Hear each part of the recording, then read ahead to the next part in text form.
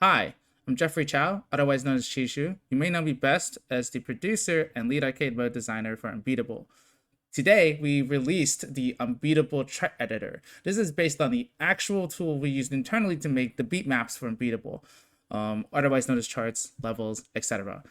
Um, this will be a very brief overview of how to use the editor, how to load up and set the stuff up, and whatnot. It is important to note that there is more deep, in-depth documentation, design tips, etc. available on a separate page. That page is unbeatablegame.com/charts.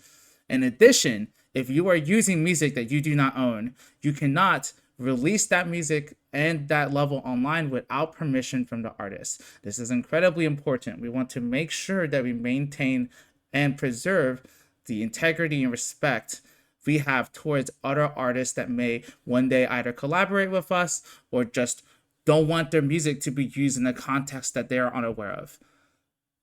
By using this tool, you do agree that any gameplay footage or any digital release of these levels must come with a stipulation that it needs prior approval from the original song owner if that is not you.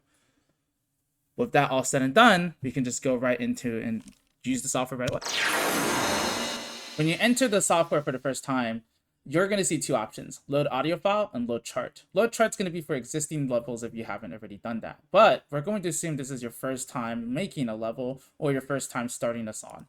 You're going to want the audio file. So let's load that up. This can be an MP3 or a WAV. This audio file in question is for Familiar. Once that's loaded, we see the song length here and everything. We got the song in. We can just play it. See that it's in action. Awesome. The only problem is, of course, we need to set up the proper BPM for the song and the offset. We're going to be doing the offset first, so you can use the control and mouse scroll wheel to see the waveform and see that it needs to be more closely aligned with the very first measure of the song, the very first beat. We can do that by going here. So open escape mode, song metadata, go to offset.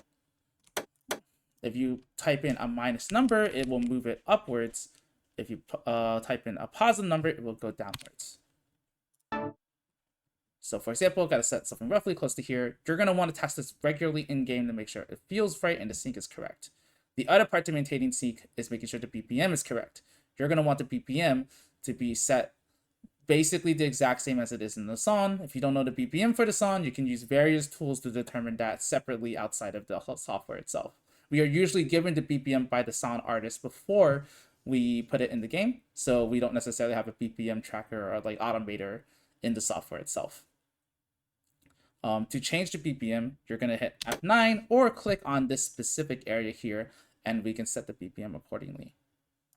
Once we finish setting the BPM, let's set the rest of the metadata and then start charting properly. You go to the song metadata menu, and we can set the song name, Familiar, the artist name, RJ Lake, and Peak Divide featuring Rachel Lake. Then we select the difficulty slot. You can choose between beginner, normal, hard, expert, unbeatable, or the star difficulty. If you're doing a star difficulty, you can even give it its own bespoke name, like the ones we have in the game itself. I'm going to set this to normal for now. Generally, during development of the game, when I made a chart, I started making the unbeatable difficulty first, and then scaled it accordingly to work the player up to being able to play the unbeatable difficulty. We can set the chart offer, and we can give the song flavor text. Once that's complete, we can just get right into making the song. So you can use the mouse wheel or the arrow keys to scroll down here. You can see this red cursor line. Whenever you place notes, they will be placed specifically here. To place notes, simply type 3 or 4 on your keyboard. If you type 3, you place a top lane note. If you type 4, you place a bottom lane note.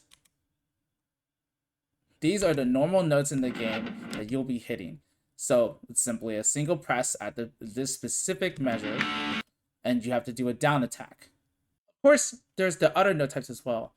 Hold shift and then either the 3 or 4 key to spawn dodge notes.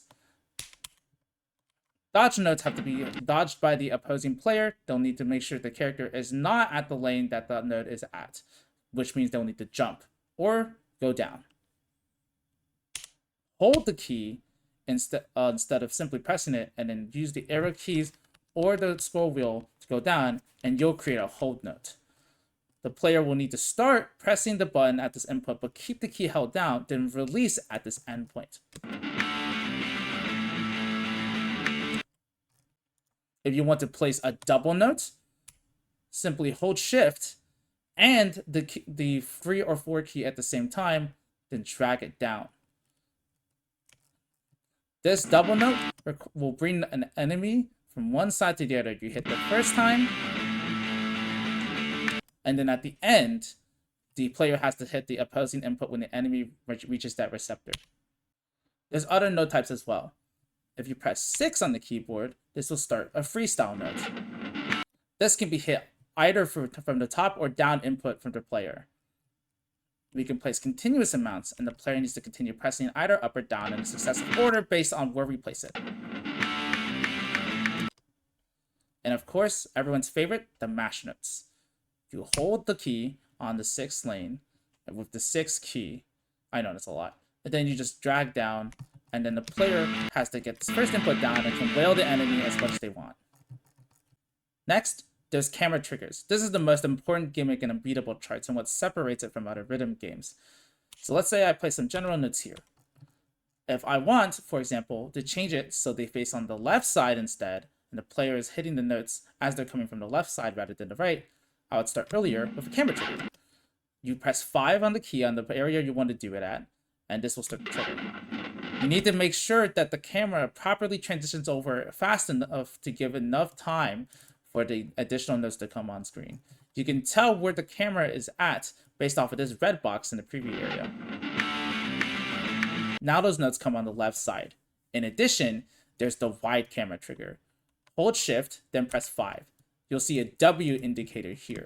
This makes the camera wide. Now it will show all 4 lanes together. However, notes will still only come from the left side. We're going to still need to use the regular camera triggers to change which side the player will be hitting notes from.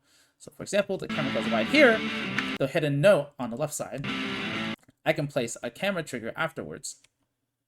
When this camera trigger is activated, when it gets past this point, then the next note will come from the right. To return from the wide camera mode to the normal mode, simply call the trigger again, Shift 5. It will return to the last side that the notes were supposed to be on. That more or less makes the basics of a normal Unbeatable arcade mode chart. For more specifics and implementing cop notes, among other things, you can check the Unbeatable documentation linked at unbeatablegame.com/charts for more detail.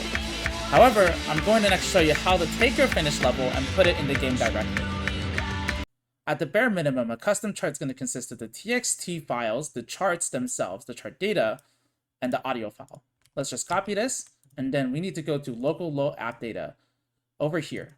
Then search for D-Cell games, go to Unbeatable, and then you'll see this folder here. Now, you're probably not going to have this custom songs folder. In the event you don't, simply just create and name the folder custom songs. Once you are here, you can take a look at all these different files here that I already have for existing charts. I'm going to do the same thing I did with these folders, make a new one. Let's call it Familiar. Once I make the folder, I'm going to paste everything in there.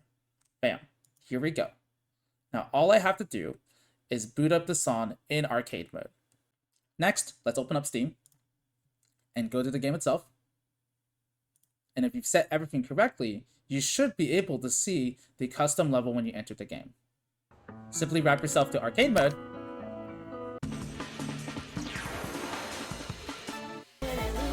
And at the bottom of the song list, you'll find your songs here.